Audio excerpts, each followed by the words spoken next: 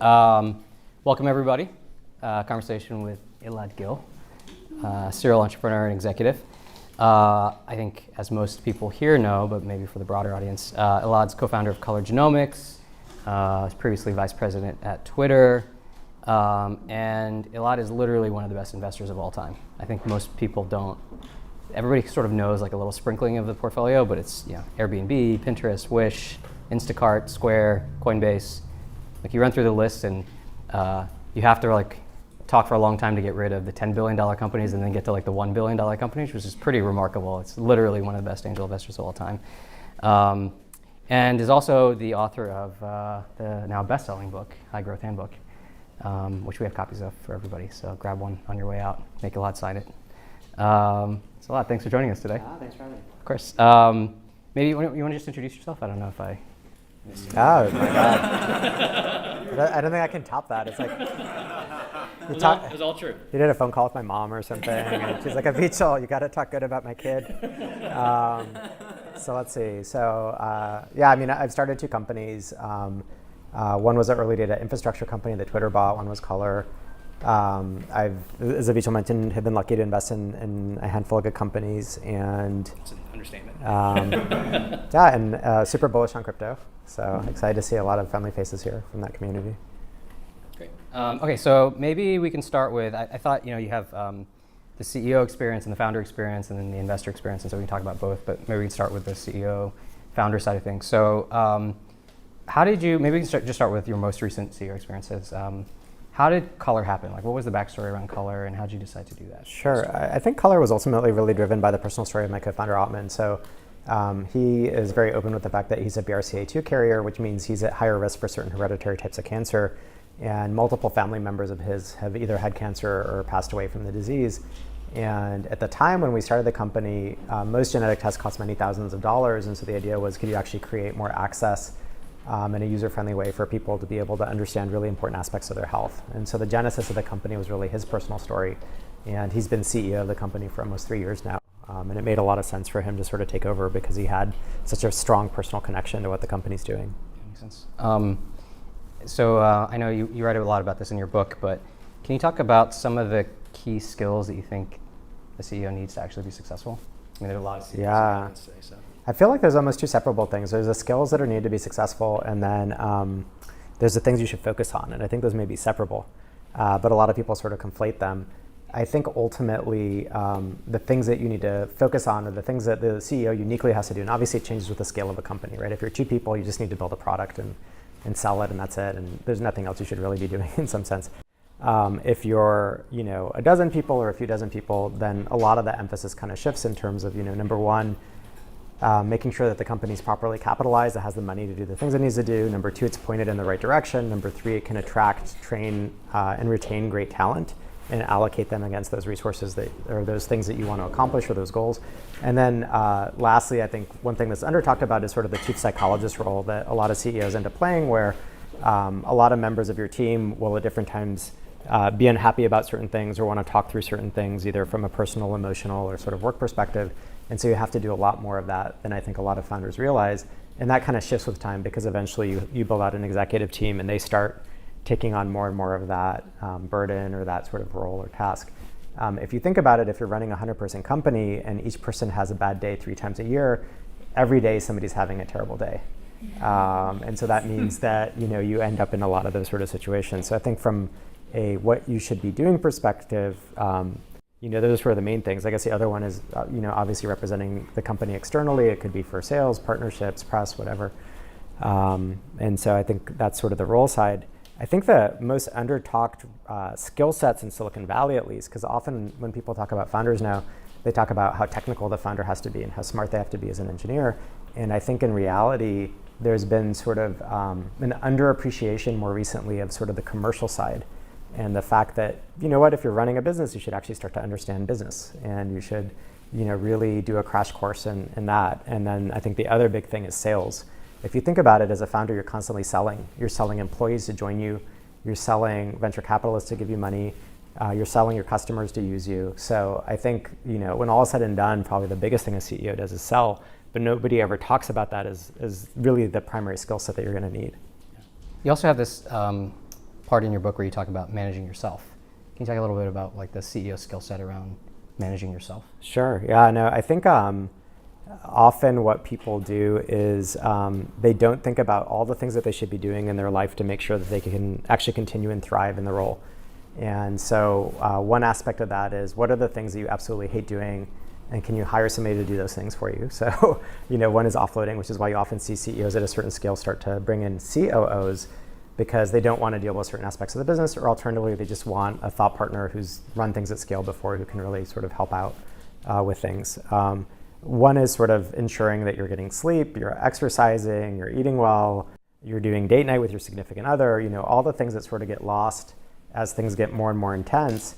And you often see people burning out either because they don't take that time to effectively take care of themselves. And by the way, I'm a workaholic, so I don't mean you should be lounging with cocktails it's not like, I don't know if anybody here has visited a WeWork where they have like Margarita Mondays and then like Taco Tuesdays, and it just seems like such a chill environment. I don't mean that, because I think you have to work hard to succeed, with some exceptions.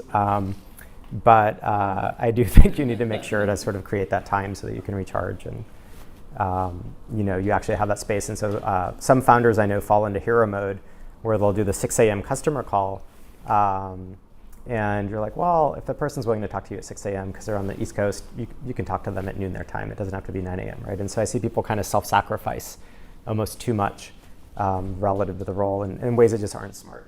Yeah. Are there CEOs that you think of that you think are just exceptional at this, that they've like managed to find that right balance? I think balance really means there are periods where you work really intensely and periods where you take some time or a break, versus every day you need that 3 hours of downtime or me time or whatever it is. And so I think it really is about modulating the ebbs and flows of it. I think Patrick and John at Stripe are really good at it. I think there's a few founders who are pretty good at it. That's great. You also talked about this idea of like CEOs bringing on COOs as the company scale.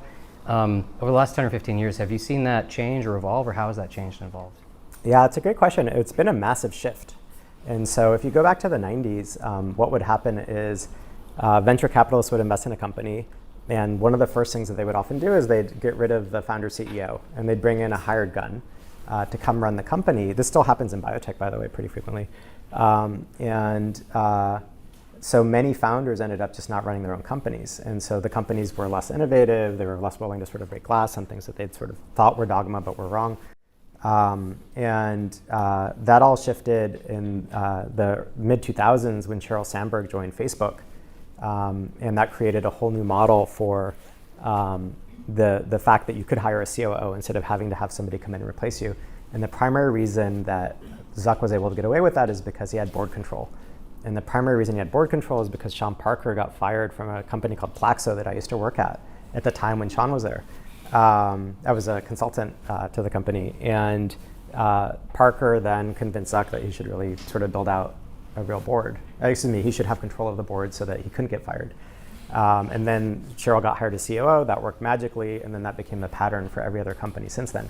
So if you even look at something like Google, Eric Schmidt came in as the CEO, and Larry and Sergey really dragged their feet on it, right? It took them a year or two to hire a CEO. They always found something wrong with each candidate. If you think about the people who kept running their own companies in the 90s, or 80s and 90s, it's people who bootstrapped. So it was Microsoft, right? Bill Gates kept running his own company because he never really raised external capital, or Michael Dell effectively bootstrapped. And so it's interesting to see that big transition happen. Yeah, interesting. Do you have any color or backstory on how Eric Schmidt happened then? I mean, they dragged their feet for 2 years. Like, how did? They dragged their feet for a while. I don't know if it was 2 years or 1 year, but it was a while relative to the search. And I think the rumor is that, I can't remember if it was Mike Moritz or John Doerr, they were both on the board. One of them threatened to quit if they didn't just hire the CEO, right? They're like, just fill the role already. And I think what happened is Eric has a PhD in CS, so he's actually quite technical. And then secondly, I think he was already going to Burning Man, and so that was a big, okay, he's a burner, and so it's okay, like he's not a real CEO. Well, and also he was CTO at Sun, right? He wasn't even CEO, and so it's kind of an interesting. Yeah. Interesting. Well, he was CEO of Novell after that, I think. Gotcha. Yeah. That's pretty funny. So if you look at that in a crypto context, do you think that there are different or unique skills that crypto CEOs need relative to non-crypto CEOs, or do you think that basically carries over? Or Yeah, how do you think about crypto CEOs? I think it's more or less the same, although I think some folks may disagree, and maybe as we get later in the conversation, I'd love to hear the disagreement. But from my perspective, I think it's the same role, and you have to fundamentally do the same things. You need to build a great product. You need to hire great people. You need to raise money. If you tick through the list, you need to find people to use your product or speculate on it at least, depending on your perspective. So it's the same set of things. Yeah. And I think one of the big disservices that was done to the early crypto protocols, especially the layer 1 ones, was the degree to which a lot of the early investors didn't have strong operating backgrounds and or encouraged people to do really weird things in terms of governance, in terms of, hey, let's set up a foundation in Zug, as well as have the company have some tokens, as well as, you started splitting sort of incentives and who's doing what in all sorts of weird ways. And so I think there's actually lots of bad advice given either for tax optimization or just, hey, it's a decentralized world, so everything sort of follows. And I think in reality, when all is said and done, most effective teams need process, and most effective teams function well in certain ways that just our standard corporate structures provide. It doesn't need to be a standard corporate structure, but there's lots of lessons that can be learned. Yeah. So kind of riffing on that a second. So how do you think about organizational structure? More generally, kind of outside crypto, and then we can bring it back to kind of crypto context. How do you think about structuring a company and the org structure that actually goes into making a successful company? Yeah, it depends on the scale of the company. So when you're 5 people, you don't have much of an org structure, right? Like everybody reports to the CEO or something. When you start to scale, I think org structure is ultimately driven by 3 things. Number 1 is, who do you have on your team? So it's really a pragmatic exercise. Like, is that person able to carry on that function? And if you have a big gap, who can fill that gap, right? So it's a very pragmatic thing. And so, for example, at Twitter, Alex McGilvory, who was the general counsel, at different times owned M&A. He owned customer support. He owned trust and safety. He owned all these random things that a GC would never own, simply because he had the bandwidth and he was good and he was a good people manager. And then the second the person to run that function came in, they'd hand it off to that person, right? And so he was a gap filler in terms of those functional areas. So number 1 is pragmatism. Number 2 is who's on the team and available, and do they have the bandwidth and can they do it for some period of time? And then number 3 is, where do you want tie breaking to happen? And so if you think about it, you're kind of deciding through org structure, where do you want people to make decisions below you on what? And so if product and engineering report into the same person, a lot of those disputes will get resolved by the person that both of those things report into. If it reports into you as CEO, you're the one who has to sort of mediate, right? And so I view corporate hierarchies in part as a reflection of where you want decision making to lie in the organization. Yeah, makes sense. Can you talk a little bit about this gap filler concept? I know it's something you've talked about before, and a lot of companies have somebody like that. Yeah, I think it's a great concept both early and late. I think early, when you're 5 to 10 people, it's probably worth just hiring somebody to dive in and just do all the things that need to get done in a company that you can effectively delegate to a smart, hungry person. And so, we had somebody that you referred to us, actually, a Color, who did that. And a lot of companies I know sort of bring in that person. They can do everything from office management to the first marketing deck to, setting up payroll to whatever's needed to get done to sort of be successful. I think as a company gets later, people sometimes either have a COO do that, sometimes they have a biz ops team, which is really effectively an internal consulting org, or sometimes they'll have a chief of staff, and that'll effectively be like a larger company gap filler. Yeah, and it's really, a lot of really successful, I didn't realize AMAC at Twitter kind of played that role, but Chris Cox did that at Facebook. He sort of jumped in a bunch of different places and sort of just took over the org for a while and fixed it and then handed it off. Or Solar, I think, did that at Google. Yeah, Ruchi did that at Dropbox. So I think every company as it scales has at least one of those people, and often they're most needed when you don't have a real executive layer or you're building it out and you need somebody to say, okay, now go fix HR, now go fix recruiting, now go fix, finance. And they're people who may not be versed in it, but they're smart, and they can just sort of hold down the fort for a little while and help hire in the person that will take it over. You have tips or ideas on how you can identify those people? Or, it seems like it's like a unicorn. How do you even find those people? Yeah, I think they need 3 characteristics. Number 1 is... Somehow I'm not surprised that you have exactly 3 characteristics. Yeah, I really have 2, but I'll make up the 3rd. So, got to keep charging ahead and always outdoing the numbers. Number 1 is they need to have the trust of the CEO or founders. Because if they don't, because they're in a really precarious situation, right? They're coming in and they're trying to fix something that's probably broken, because when things scale really rapidly, everything breaks, and that's normal. And so it's probably broken, and the people there may not be happy that this person's parachuting in, And the CEO may have a very strong mindset about how to do things. One of the things I'm always surprised by, not surprised, I mean, it makes sense, is if you think about it, if you have an engineering founder, then they're never going to doubt or question engineering processes. They're like, oh yeah, of course we do code reviews, or oh yeah, of course, we're going to have these types of scrums. But they often want to reinvent every other part of the business. We need to reinvent HR, and we need to reinvent sales, and these aren't real things. They're liberal arts people, like what do they know? And so I think that there's this really strong perception that those things aren't their own disciplines, and they are. And there's been 40 years of enterprise sales for software that works really well. Like, you shouldn't go and make up some shit. There's one well-known company that for years didn't think that there should be variable comp for salespeople because engineers didn't get it. And so they didn't do it, and their sales team was awful. And that was one of the reasons. And so, I think the first thing you need is that trust of the founder or CEO, because they're going to trust you to say, you know what, we should just do the standard stuff here. And we can try and invent stuff along the edges, but let's just try it this way for a while. So that's one. So they need that trust. Two, they need to be low ego, because they're going to hand off stuff and they're not going to power build definitionally. So that's really important. And then third, they need to be sort of logical, analytical, calm. The people that they are working with need to sort of feel at ease around them and feel like they're doing things for the right reasons. I think Sundar at Google was a great example of that, where he was always, whenever you were in a meeting with him, he would always be focused on doing the right thing for Google, not for himself. And so that caused a lot of trust in the organization for him. Interesting. Do you have thoughts on how you identify those people? Those are great characteristics, but are there like patterns to where you find these people, or are they truly unicorns and they just sort of like? I feel like they kind of self-emerge, because effectively what I've seen happen is often the founders start building more and more trust in an individual over time, and they see them being successful in things, and then eventually they just start throwing them into things to help. So I think often it's organic if it's truly like somebody who's running corporate strategy or something.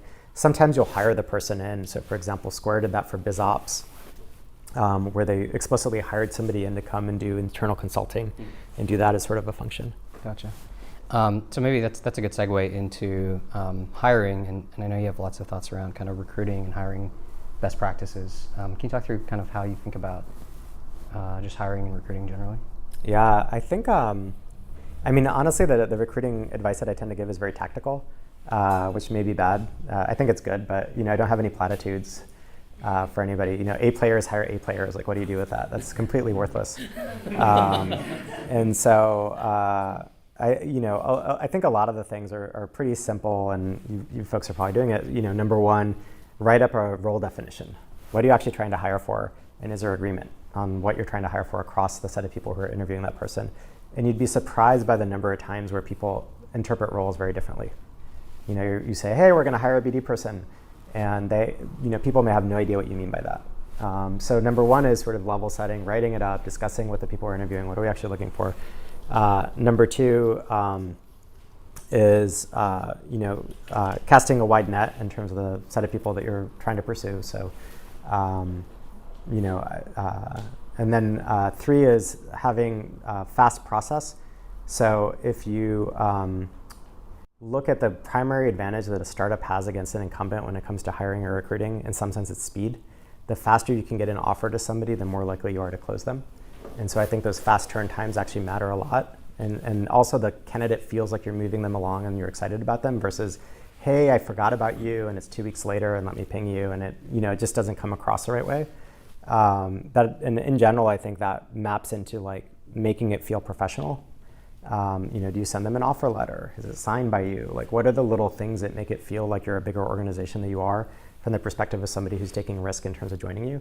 Now, don't get me wrong. Sometimes people are just like, I just want to go to a startup and I'm super excited that it's chaotic, but most people aren't that way. And I think one of the biggest mistakes I see founders make, including myself in different periods when I was a founder, especially with my first company, is you project your own willingness and excitement around chaos onto everybody else, right? And so as a founder, you're like, this is awesome. I get to do my own thing and people figure things out and it's so much fun. And most people aren't like that. They want structure, they want clarity, they want to know what they're doing, they want to know where they're heading, they want to know what the goals are, they want to feel safe, And so part of your role, I think, as a CEO is providing all those things. And part of that comes through in the hiring process as well. And then there's other little things, like do you pre-vet who's going to ask what question consistently, and there's a bunch of tactics, but Which are covered in the book, which everybody should. Oh yeah, thanks. It's all in here. So, thanks for the plug.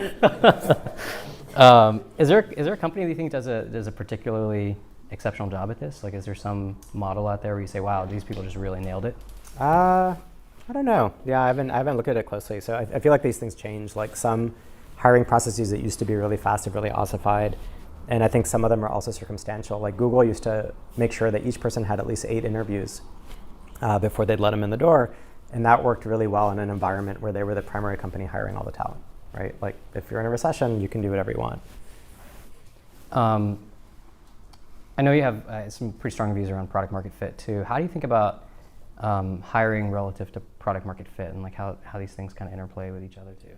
Yeah, I think there's, at the extremes, 2 types of startups, right? There's sort of the fat startup. You need to raise, $100 million just to get off the ground and do certain things. And then there's sort of the standard lean startup of it's 2 people and you're trying to sort things out. I think in general, it depends on how strong you think your product market fit is. So, as you add people, it gets harder and harder to change direction.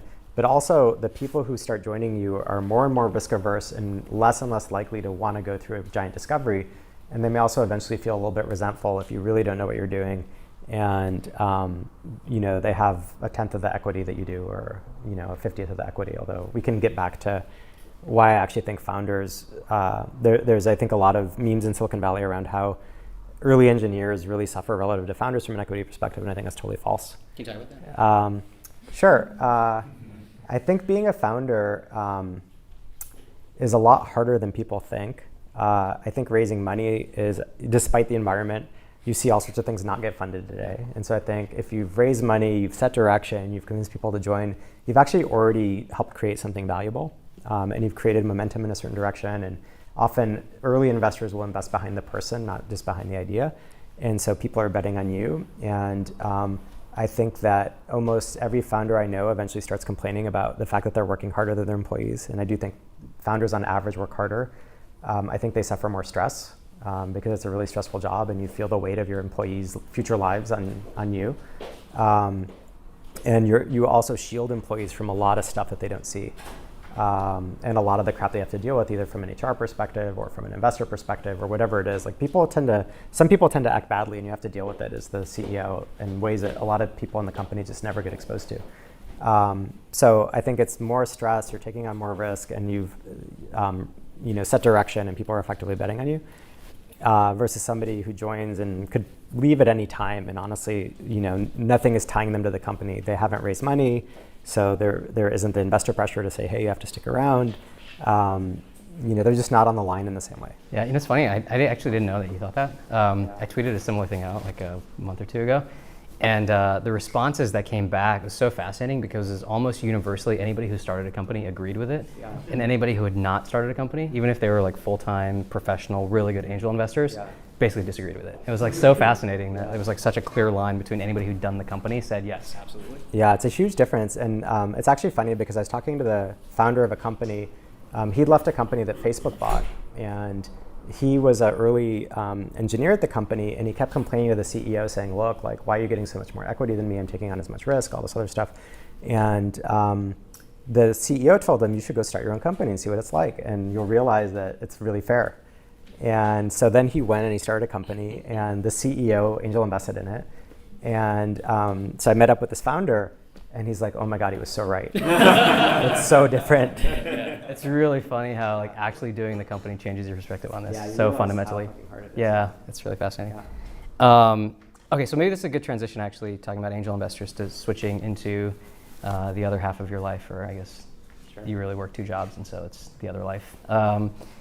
So you've been this amazingly successful angel investor. Can you talk maybe just starting high level, how you think about investing at a high level and your philosophy to investing? Sure, yeah. I think most angels are very people focused. I'm very market focused. So I think great people in terrible markets get crushed by the market on average. And terrible people in great markets sometimes do great. And there's a number of examples of that in Silicon Valley of just awfully run, bad companies, terrible HR issues, everything's broken, and they have a multi-billion-dollar company. And it's largely just driven by product market fit. And then there's the last piece of it, which is, great teams in a great market really do something magical, right? That'd be like a Google or something where you're like, wow, like they've taken advantage of the situation to the utmost degree in the most positive way. So I'm a very market-driven investor. In almost every case, there have been some examples where I've said, you know what, I'll just take a flyer once and try it out, or a few times. But on average, how's that worked out for you? On average, very badly. And I mean, it could be I'm a bad judge of founders, or it could be that on average markets matter. So. So okay, so that's the number one characteristic Yeah. you look for. What's the number two characteristic you look for? I mean, it's really market, and then it's probably, and then it's probably after that it's founders, and then the last thing would be not just are they good founders, are they ethical? Would you take their call? Late on a, I've literally had the founders of Stripe call me at 10 o'clock at night on a Saturday and say, hey, can you meet for a drink? We're thinking of buying a company. How do you do that, right? For their first acquisition. So, you want to work with people that are ethical and that you view it as being a long-term relationship with, because some of these things turn into like 9-10 year journeys, and some angels drop off early on, and some keep going, and if you keep going, you're going to be talking to those people for 10 years. So well, and optimistically, it is actually a 10-year journey. Yeah. Right? Like if the company's successful, you want them to be around for a decade plus, and so. Yeah. Just so if number one and number two are markets, what are the markets that you're really excited about right now? Yeah, so crypto is obviously one. So I'm super excited about where things are from a pricing perspective in terms of some of the public tokens. Well, that's not investment advice, obviously. So it's more just personally, yeah. I'm very excited about CoinList. No, I'm just kidding. So no, I'm extremely bullish on crypto and sort of multiple substantiations of that. I'm really excited about sort of the no-code consumer world right now. So I think basically, if you look at a lot of spend that big enterprises have, it's basically going to Accenture and Capgemini and companies like that. And it's being eaten away on one side by the Airtables of the world in terms of just simple templated self-serve apps effectively that you can build yourself. And then on the other side by RPA and sort of the UiPaths. And I think those two things are sort of eating away at the center, which is... Can you define RPA for everybody? Oh, sorry. RPA is robotic process automation, which when I first heard that, I thought it was like robotic arms like doing something. But what it really means is you're automating certain types of manual tasks. And one way to think about it is almost like you're layering an API on top of any other software product. So for example, you'll download a client and then you'll be an SAP or something. And you, as a just average white collar worker or blue collar worker, you don't need to know how to code at all. You can sort of select some boxes and take some actions, and then it'll repetitively do that for you based on some preset criteria. So effectively, you built an API. So it's almost like providing API access to the world of people who would never be able to write code. So I think that's like a really interesting trend. And so Accenture will come in an organization and write a $5 million app that is some broken HR thing or some broken specialized CRM, and now you can just go on Airtable and build that yourself. So I think that's a really big shift in how the world works from a software perspective, and I think there'll be verticalized versions of that coming sort of as the next wave.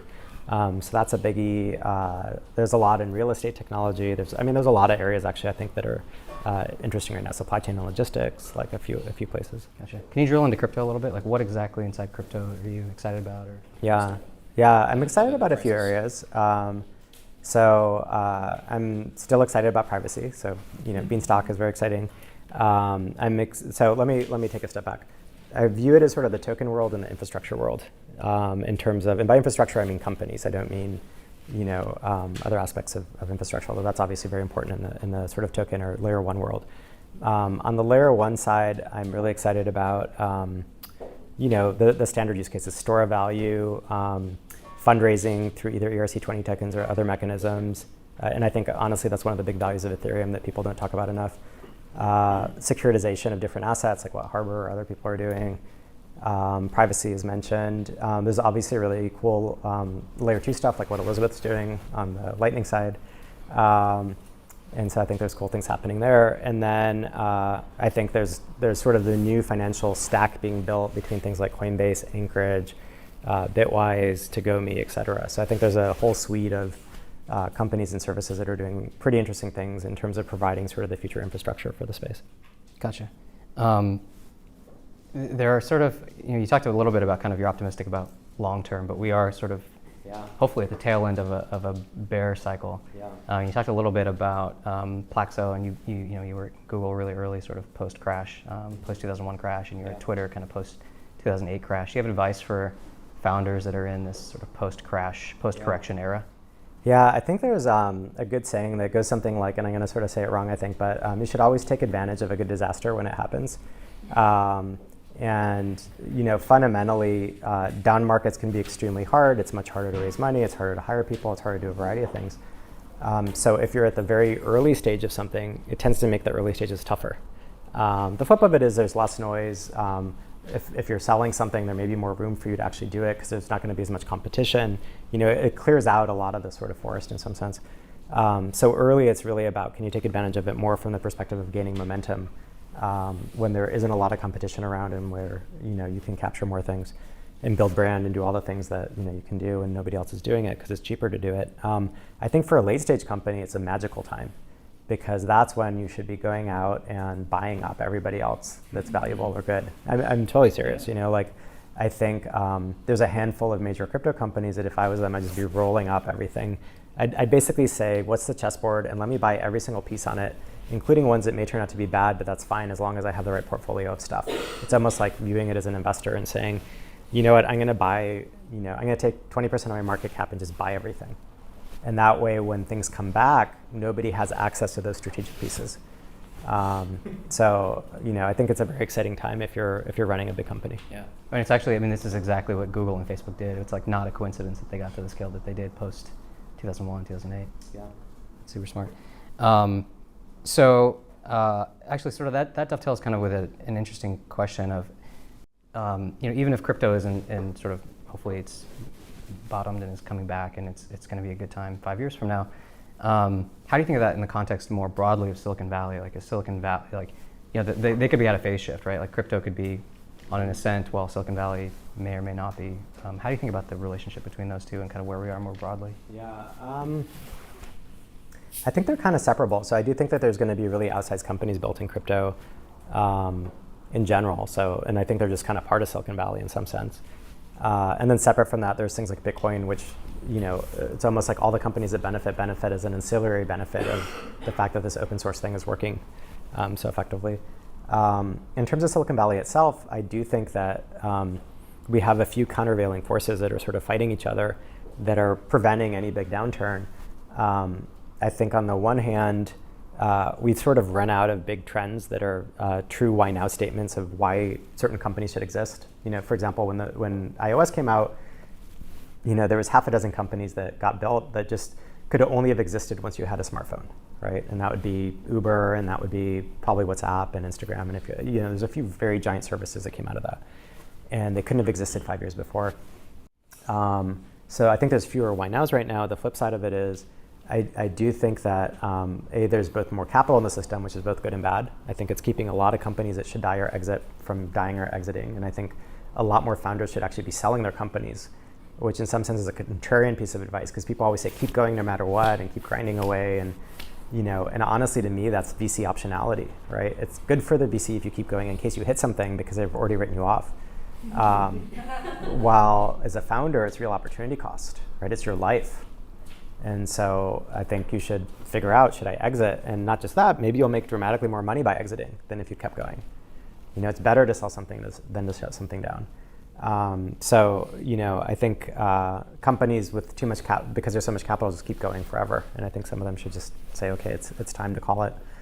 I think that the flip side of it is the internet has continued to grow at such a nice compounding rate over the last 5 to 7 years that it's actually never been easier to build a $100 million revenue company, because things that used to be $20 million businesses, they'd be small and subscale and all this stuff, suddenly can be $100 million businesses without any change. You just can reach more customers online, especially if you're doing SMB or consumer products or whatever it may be. And so I think that's the reason that people are saying, oh, Silicon Valley's over, because look, there's one company in Atlanta and there's 2 over here and Europe has a couple. And so, therefore, it's no longer a dominant area. And I think that's completely false, and we can talk about that if you want. But I think fundamentally, it's never been easier to build a billion-dollar company in some sense. It's still really hard, just because you can get to volume like you never could before, simply because the internet's a bigger place. So I think people have kind of missed the macro on that. I do think there's going to be fewer $100 billion companies because, again, there's no fundamental why now shifts.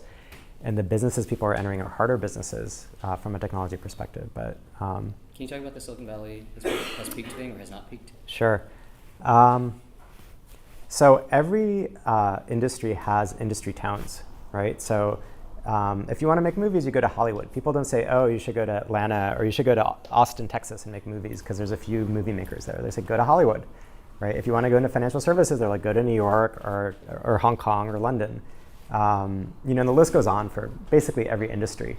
And then for some reason, when it comes to tech, people are like, oh yeah, you can do tech anywhere. And you're like, really? Like, why is it different?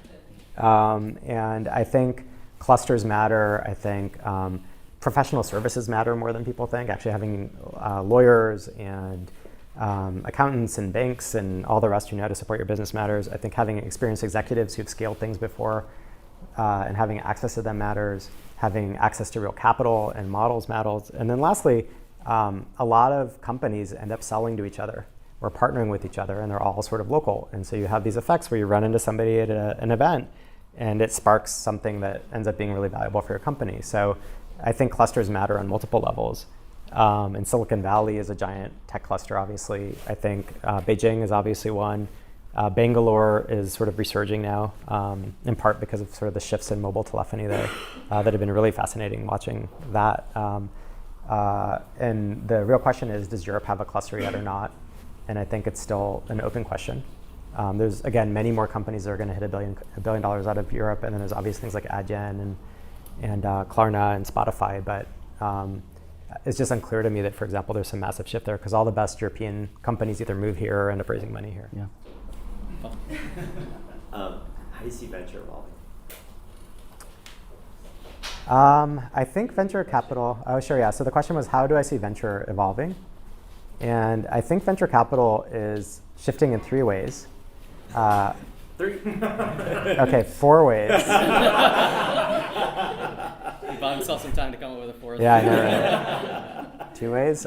So one is, so it's changing and it's not changing. It's not changing in that branding really matters. And I think people misunderstand the degree to which branding matters. And if you look at some of the biggest names in venture capital, they all have blogs. Fred Wilson has a blog. Mark Andreessen for a while had a blog. Ben wrote a book as well as has a blog. Like you just run through the list of the people that you know and identify on sort of a first name basis. Oh, it's Reed. And you're like, oh yeah, he has like 3 books and he was blogging and he did all this, content marketing effectively. And so, and then you know of people that haven't actually done great investments, but you know their name because they've sort of done content marketing. So I think branding matters immensely. So that's point one. So that doesn't change, but it's one of the things that I think is important for venture. Number 2 is you do see this emergence of mega funds. And by mega funds, I mean more like Sequoia and Andreessen raising a $2 billion fund and all these funds getting bigger. And I think in parallel, you see sort of specialization down on the other side. And so a lot of venture sort of stretching into these mega funds and then niche or verticalized funds. And then I think everything else is getting squeezed in between. And I'd actually consider Benchmark a niche fund, for example. It's a $400 million fund, but they do one thing very well, which is mainly just Series A's. And I think more and more you're seeing that segmentation. I think the second thing is it's becoming much more distributed. And that's because of all the scout programs. It's because of things like AngelList. And I think there's a couple funds now that have that thesis. But I do think that we may see more and more of that over time. Some of those models I think will be very unsuccessful, some will be successful, and we'll see what impact that has. Can you just define Scout program for people? Oh, sure, yeah. A Scout program is basically where a VC will give you money to angel invest effectively on their behalf, and you split the upside with them.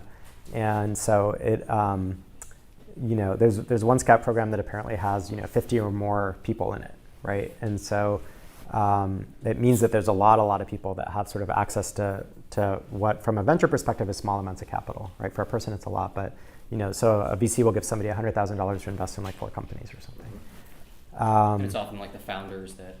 Yeah, of that it's fund. founders, or increasingly I've seen it be, different VPs, or in some cases product managers or engineers, and so I think it's sort of trickled into a variety of different levels. And a lot of people that I've talked to who are scouts, unfortunately actually view that money as just free money. They're like, oh, it's optionality. I can invest it wherever I want. It doesn't matter. It's how I learn about investing.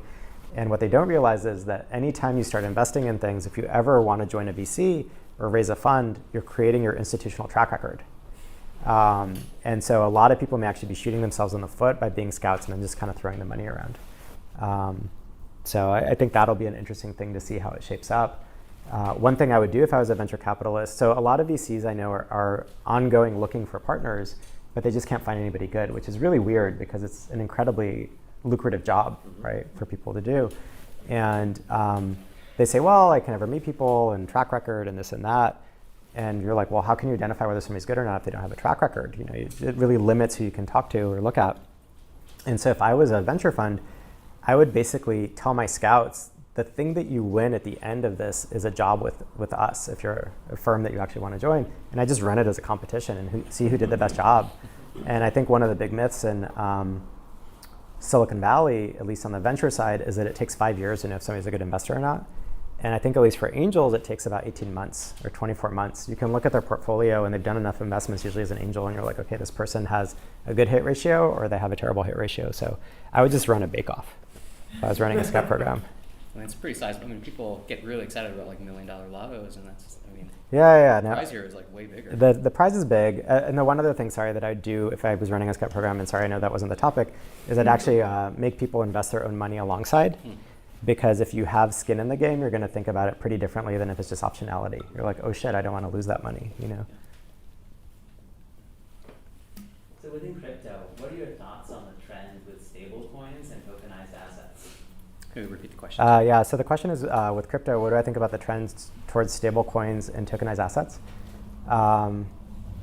So I think both are really interesting and really promising.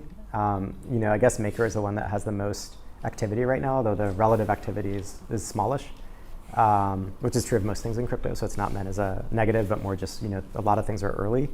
You know, fundamentally, I think stable coins are going to be really important. And obviously there's things like tethers where, you know, you're creating a stable coin through USD or other regular assets, or there's things like Maker where you have sort of a more collateralized pool that you can use. And it's unclear to me in the long run which approach makes the most sense or works best. Just because I just haven't gone deep on it. I'm sure people here in the room, I mean, there's Cello and others who are, you know, obviously very savvy on all this, who may have more insights than I would on this, on the stablecoin in particular, stablecoins in particular. It's obviously going to be very valuable. The question is, you know, what works? I think in the long run, it's quite possible that one of the primary types of stablecoins that exists will be the basket of the biggest cryptocurrencies by market cap plus all the hedged derivatives. To allow you to hedge them within a certain range, because you can effectively create these synthetic instruments that'll move within a certain area in other asset classes, right? So you can effectively create a synthetic stablecoin if you really want to, assuming the market is mature enough. And so A lot of liquidity.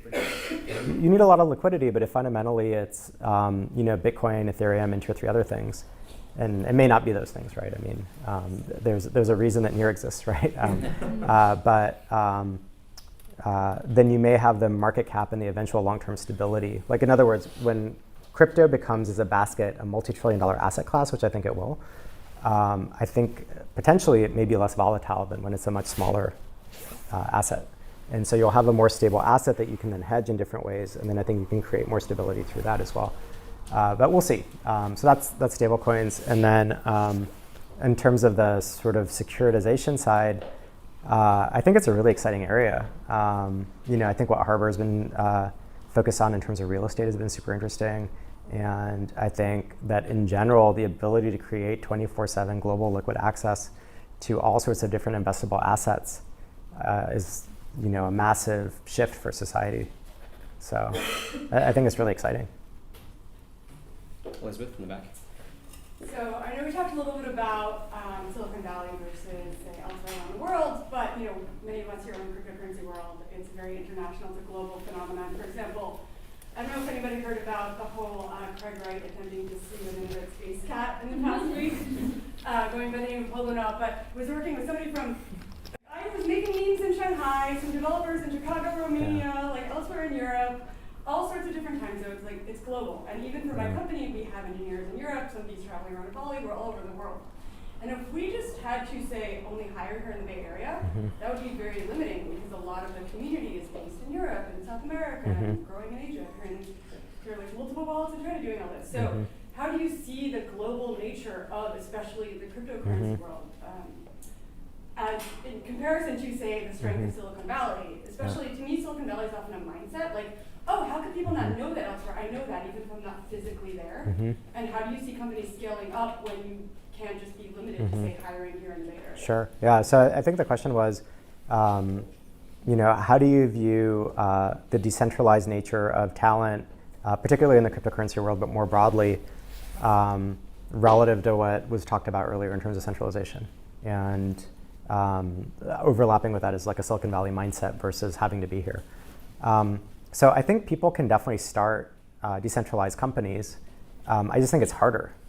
And to your point, it's harder to hire here in some ways, but in the companies that I've seen that are really well run, that are decentralized, like a Zapier, right, or GitLab is entirely decentralized. I'm an investor in GitLab, for example. The challenge is that you have to do a lot of things really early that normally you'd have to wait until the company was 1,000 people to do. You have to be much clearer on goal setting. You need to think about communication much more thoughtfully. You need to think about hiring much more thoughtfully. Like, there's a lot of shifts where actually if you're doing it very well, I think you end up with way more process than you would at the same scale of people if you were just centralized. Because you need to have process make up for all the issues with communication and collaboration and alignment and all the things that come up normally as you hit a certain size.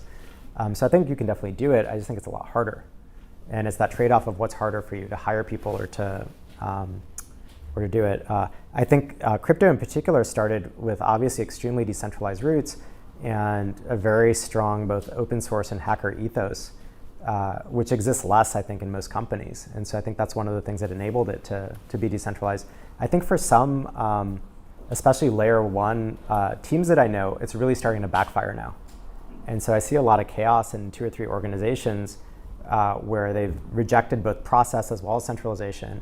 And I think it's really biting them in a really bad way right now because they don't have alignment, they don't have process, they don't have management, they don't have all the things that I actually think you need if you're going to be decentralized. And so I think if you choose it, I think you have to embrace it. And I think some people just don't embrace it properly and some people embrace it very well. Do you think this also makes you less nimble if you're decentralized and you have all these processes actually set up? Like you cannot kind of adjust as quickly as you would have. I think it's harder because you also lose the some of the side conversations that you normally have more in the social context versus in the official work context. And I think those conversations are incredibly important. And sometimes you change direction, you come up with something because you're just hanging out with somebody that you're working with. So I do think you lose a lot through that. I think camaraderie tends to be harder, and some companies are more or less focused on that as something that's important.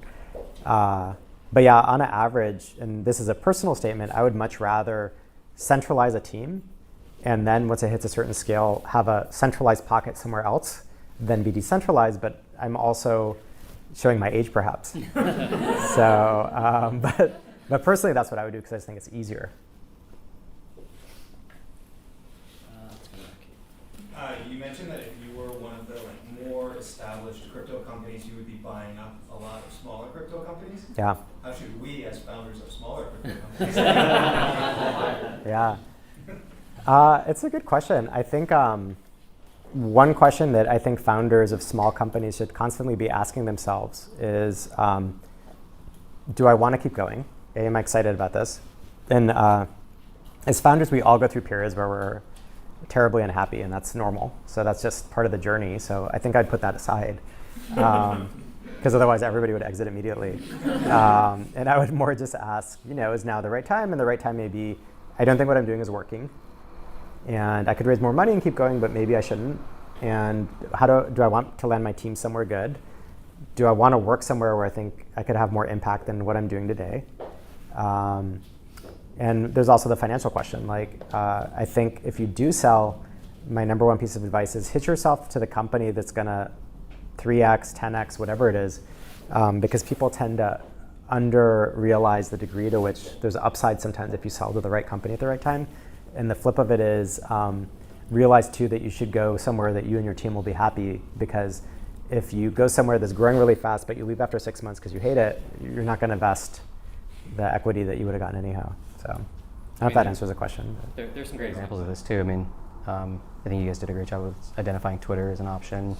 FriendFeed did a great job of identifying Facebook as an option. And sometimes you run those multiples, and it's like a quote unquote small acquisition at 20 million times 10 is a $200 million acquisition, and then so those numbers get real. Yeah, and you also haven't diluted Yeah. as much because you haven't raised all these rounds of funding, and it helps you and your team from a branding and career perspective, because having that exit suddenly makes you a repeat founder, or it makes you somebody who's been successful somehow. So I think, and same with your team, right? They joined a company that actually worked, and in some cases they'll come in and they may be some of the best people at the acquirer, because often startup teams are these strong sort of focused teams. So they may have great careers. Questions? John? You talked a little bit in the beginning about how the nature of VC is changing. I think a lot of things are happening. There's a lot, for example, if you take the seed stage, now there's angel investors, Series A funds that are dipping down, there's seed funds, there are ways to have a fat startup, lean startup, and there are all these permutations. And do you have any advice in particular of, if you're a first-time founder, you haven't raised money before, and you don't know what's going down the line, any kind of advice on what to look out for, or what to look for in a investment partner? Yeah, I think.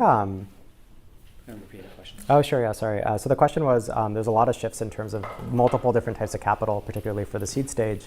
What should you optimize for? And I'm not going to say 3 things because Avicii will make fun of me. I think there's between 3 and 5 things that you can optimize for. So number 1 is I would definitely background check them / talk to other founders that they backed and ask what happens when things go bad versus good, and just make sure that their people are going to be stable and thoughtful and all the rest of it. 2 is, can they help or not? I don't think founders will make or break your company, but I think some of them can be more helpful than others, and some can be actively destructive.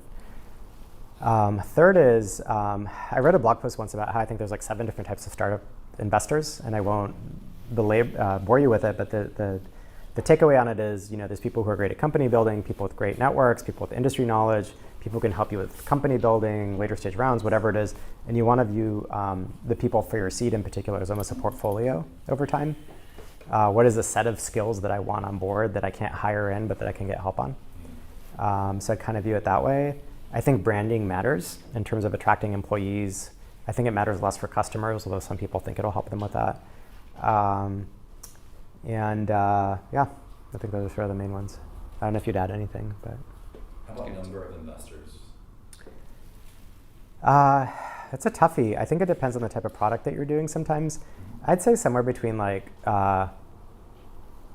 on the very low end, probably more 5, up to a dozen is reasonable. I've seen some companies with 40 people for their seed, and I think it just gets onerous in terms of managing all the people. Or when you exit, sometimes there may be more tax efficient structures that require 100% shareholder approval, and so then you're chasing down 40 people, some of whom are on vacation or hiking or offline or whatever, and so it's sometimes hard to just coordinate all that.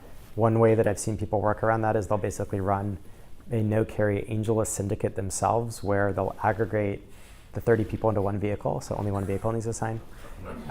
So I've seen hacks around that, but fundamentally I think somewhere on the order of 5 to 12. If you do have a VC lead it, I would definitely make sure to include angels, because sometimes the VC incentives are very different from your own, and the angel incentives tend to be closer. And so they'll often help you if the VC doesn't around certain aspects of your company. Probably the only other one I'd add is it's a little bit of a dark art, but there is a dollar amount that makes each investor care. So for an angel investor, it might be $25K. For a VC fund, it might be $1 million. And if you give that VC fund $100,000, they actually just don't care. Now they have option value. They get to see your investor updates, and if you knock it out of the park, they can preempt the A, and so it's great for them. And then you actually get very little value out of it. You're not going to get any time. And so there's a little bit of this is actually, I think, where angel investors are really valuable, is they can help you sort of navigate. Oh, actually, what you should do is not give this person $200,000. You actually only need to have an allocation of $100,000. And if you take the $100,000 and give an extra $100,000 over here, that's going to really, really get this person jazzed about it, and now they're going to give you all the time in the world. And so there's actually a little bit of a balancing act of how do you size the allocations appropriately. Another question. So you talked about how market's important, and I've read your blog post around, look for new technology or a market that looks crowded but isn't. I'm curious about, when you're talking about logistics or supply chain or crypto or real estate, what process have you personally followed to identify a market as interesting, and how should we go about that? Yeah, so the question was, how do you identify interesting markets and what are some signals for them? I think one signal is just what are really smart people doing, and it could be especially smart, slightly weird people, or people who are just willing to sort of buck the trend, or the person who's always on to the next sort of cool thing. And I think that's actually often an interesting leading indicator. There was so many developers working on crypto when nobody was talking about it, relative to sort of the total population of other things that people could have been working on, that there was signal there that something interesting was going on. So I think that's sort of one big signal. I think the second one, if you're doing more like SaaS or B2B things as an investor or as a founder, is what are the things that your friends are starting to adopt as founders, as pieces of technology or things that are broken that everybody's complaining about. You're getting dinner and everybody's complaining about something. You're like, oh, maybe that's an opportunity. So I think often as well is just sort of driven by what you yourself need. I think you can also do it more analytically. I think that one of the big myths of Silicon Valley is that founders need to work in that thing that they always dreamed of since they were little. And I don't think anybody ever dreamed of working on ERP when they were little. Some 5-year-olds I really want to do ERP. Do people know what ERP is? Okay, a subset do, a subset don't. It's enterprise resource planning software. So it's basically software that helps connect a bunch of different sort of plumbing in your business between finance and a bunch of different areas. And so it's not like some 5-year-olds, I would love to, I'd love to build this stuff. And there's all these founder myths, and I think that's part of the problem. The press often wants to write about the personal story of the founder instead of the company. And so the founders invent these amazing myths of how ever since they were 7, they were, Brian Chesky was letting people live in his house when he was 7 years old or whatever it is. And so I just think some of this stuff gets rewritten. I think it's more sometimes you can be very analytical about it. And for example, I would love to do the analysis of what are the things that Fortune 500 companies consistently keep having to deal with or build themselves. And Checker is a great example, right? Background checking API, massive service, great company. And I think there's a dozen of those, right? Where it's just simple things that people have to repeatedly do at scale that if you provide it for everybody else, it'll be really valuable. You're familiar with Keith Rabois' top-down, big companies NPS approach? Yeah. There's another one that I really like, which I think is Keith Rabois, which is you find a market that's highly fragmented, that's massive. You can go look at the size of the companies. It's they're $10 billion plus companies, and the NPS scores are really low. So you talk to their customers and they hate it. So when you have this perfect intersection of highly fragmented market, really, really large companies, but actually the customers don't like the companies, that's a great place for a startup to start going and poking around and see. Look at something like Open Door. Real estate is massive, mortgages are massive, but nobody says yes, I love, I had such a wonderful experience with, I'm not going to name any names, but people, that's not something people say, and you can look at the NPS scores actually top down and identify markets that way. Except for EdTech. Well, that's a whole separate. Don't do an ed tech company is the TLDR. Are you guys reading market research, documents and stuff, or is this more grassroots, talking to founders, and how do you actually conduct this research of seeing whether there's low NPS scores or an industry's fragmented? I have some thoughts about it. Yeah, you should go for it. Yeah. Well, I think the hack, so it's a little unfair actually. The investors have an unfair advantage in this, which is the hack is you go find really smart entrepreneurs who have done the work. And so actually a lot of times what you're looking for is signal from a founder as an investor is, somebody went and figured out that this market exists and did that research of, hey, look, there are 5 $10 billion companies, and we just did some surveys on how many people would use that product again, and the answer was 0. And you're like, wow, you found the inefficiency in the world. Thank you, here's money. And so actually it's, from the investor's perspective, it's actually a lot easier. I think from the founder perspective, it's a lot harder because you have to often go poke around in areas that seem non-obvious. But that's kind of, I think, the mark of a really great founder is like they've somehow managed to find this sort of counterintuitive thing in the world, and they did the legwork to go figure it out. And often it's non-trivial legwork. It's like somebody had to go poke in some underserved area or some market that nobody was paying attention to. I don't know if you have other thoughts. Yeah, no, I totally agree with that. I think in general, for a startup to succeed, it has to work on something that's non-obvious. Because if it was obvious, everybody would be working on it. And so there'd be no opportunity. So to your point, it has to be something that isn't just crystal clear. And some of those things are crystal clear in hindsight. You're like, oh, of course. I think one of the big dangers that investors run into is if they become extremely thesis-driven, because most investors' theses are wrong, right? And so that was clean tech, right? Like everybody was like, oh, the internet's over, and we need to find something else, and energy's a giant market. We should go do that, and a bunch of firms lost tons of money just investing in an area that they invented. And usually founders, if you think about it, if there's tens of thousands of founders and there's 100 VCs or 1,000 VCs or 10,000 VCs, it's just order of magnitude difference in terms of, or 2 orders of magnitude. Like there's probably more smart people not running venture funds, which is obvious, but I think that also impacts things.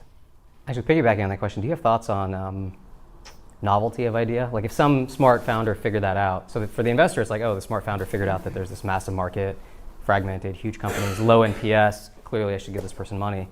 But as a founder, should you just like fast follow and say, oh, this person found this huge market that's, like, how do you think about that? Yeah, I think actually too many founders have too much pride of invention, which is one of the reasons we're all founders, right? Like that's why you start a company. And then you see something really magically working and you're like, oh, I can't copy that. I need to do my own unique spin on this thing, and then you screw it up. And so actually I think that's one of the big things that people screw up all the time. And you actually see like really outstanding teams that could go and crush whatever crappy company started something, and they have too much pride to do it. I don't know if they should. Steve Jobs was a guy who said great artists steal, right? So.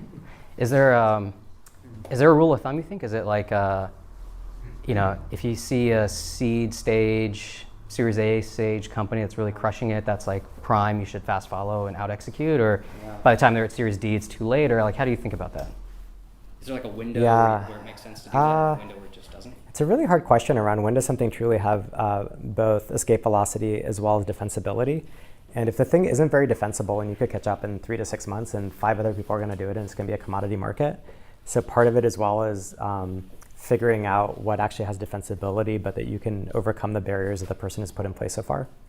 Or can you do a slant on it that creates a defensibility if there isn't any? So I think a lot of people don't think a lot about defensibility when they should. How do we protect our moat? Yeah. And so I think part of it is that, how hard is it really? What's the defensibility? What can we do that's unique? What's going to prevent 3 other people from doing it? So that would imply actually that a lot of businesses that look unassailable, actually from a founder perspective, you could actually run at, even when they're worth $150, $200 million, they're actually still very vulnerable. Oh, totally, yeah. Because there's a lot of companies that sort of do that and then they kind of fall over, or they blow up, or they do a bad job of sort of doing the next thing that's really important. So you do see a lot of companies stall out much earlier than if they were well run. So I think the other piece of it too is there's a lot of markets that look really crowded, or it's already game over, and then there's tons of room left. I think social networking was a great example of this. Everybody was saying in 2010 that their social's done. There's Twitter and Facebook and LinkedIn, and we're kind of done. And then suddenly you really see the rise of WhatsApp and Snapchat and Pinterest, and so it's just, and it was supposedly game over. Yeah, Instagram, and so everybody was calling game over when those companies were getting started, at least on the social side. So I think there's often a lot of room. Maybe one more question. Yeah, are you seeing an increasing trend of repeat entrepreneurs and founders that are just surveying the landscape of all things that seem like they're trending up and to the right, and then pouncing on those opportunities with like a track record, funding ready, team ready to go? I see less of that in terms of them just saying, oh, somebody else is doing it, so I'm going to jump on it. I think there was always some of that behavior, but I think in general, one of the things that serial founders run into, and I also see it happen with people who are entrepreneurs in residence at venture funds, where they sort of come in to start something, is that they kind of aim too high. They say, well, my first company was a $100 million exit, so I need to do a $1 billion exit, and so I can only look at $1 billion ideas. And most things, again, are non-obvious, and you're like, I'm going to do this thing. And I guess to take a big step back, I think founding a company is almost an act of desperation. right? Like the reason you start a company, up to a point, and there's people who are always just going to start companies. Like Max Levchin will always start companies, right? But there are people who start companies because there's no other way that they could accelerate what they're doing in life faster, right? And that's most founders. That was me when I started a company, right? Like I could have joined as like a director at some company, or I could have started a company and hopefully had a much faster trajectory. And so I think founding a company is the fastest way to try and jump the system, right? And if you're really successful already, why put yourself through that terrible pain of starting and running a company? It's like awful, in my opinion, right? It's really hard. And so I think, many serial founders are like, oh, in order to make this worth it for me, I need to do something so massive. And then they get kind of frozen trying to find that massive thing instead of just screwing around with something interesting. Or alternatively, just saying, you know what, I'm going to build this niche thing and see how it grows, because again, it's going to be kind of non-obvious up front. So you have to have that willingness to dig around, and second-time founders sometimes don't have it. Entrepreneurs in residence very often don't have it because they're sitting with a bunch of venture capitalists who are going to be more risk-averse in terms of the way they assess new business ideas. And they should be. I mean, that's kind of their job. Yeah. Elizabeth? What do you think of the trend of early-stage founders doing like investing on the side, be it with certain funds or starting their own funds? I've seen a lot of people commenting on this on Twitter lately, and I know, like, as a founder myself, I'm kind of like, do I have the time to devote to help the companies if I'm actually going to invest? So I personally don't. Yeah, so the question was, what do I think of first-time founders raising funds or investing or doing other things? Or even just early stage, maybe everything. Yeah. Sure, or early-stage founders doing it. I think I don't have like a monolithic view on it. I think it's trade-offs, and I think it depends a lot. For my first startup, I didn't have the money to invest, and then I also was really focused on my first company, and so in that case, I think I took 1 or 2 advisory positions, and maybe I made 1 investment, and that was it. And it's possible that if a scout program or something else had existed at that time, I mean, there was a bunch that existed, nobody asked me, right? But it's possible I would have done it. It's possible I would have just said, you know what, I need to focus. I'm not sure, because I haven't had that happen to me. I think I do see a lot of very bad advice being given by angels who are like a year into their startup, and they really don't know a ton about what's coming, and they're giving advice to people about what's coming. So I've seen that act badly for the founders that they're funding. But I've also seen some really great operator angels who have been extremely helpful, both to me when I was starting my own company, as well, both companies that I've started. And so I do think that the operator angels, people who've started things, who know what they're doing, actually can be incredibly valuable. And I really hope that they stick around, because I think that's some of the most useful capital out there. And so the real question is, when is the right time for you to do it? And if you do it, how do you carve out the time so that you don't screw up your own company? And so that means, the way I often put it is, you should treat it as a hobby. If you don't treat it like a hobby, so say for example, you wouldn't go and do like a 200-hour yoga teacher training in the middle of work every day, then you probably shouldn't do that as an angel investor, right? You should say, you know what, I'm going to do it every Tuesday night and then my Saturdays, and that's it. And that's how I'm going to contain it so it doesn't bleed over. Because as a founder, you only have so much time, and you need to be able to make the time to make sure your company is successful, and it can really interfere. So I think if you do it, you should really carve out strict rules in terms of how you're going to do it. Thanks everybody for coming. Grab a book if you don't already have a book. Thank you so much, Elad. Thanks so much for having me, and thanks for everything.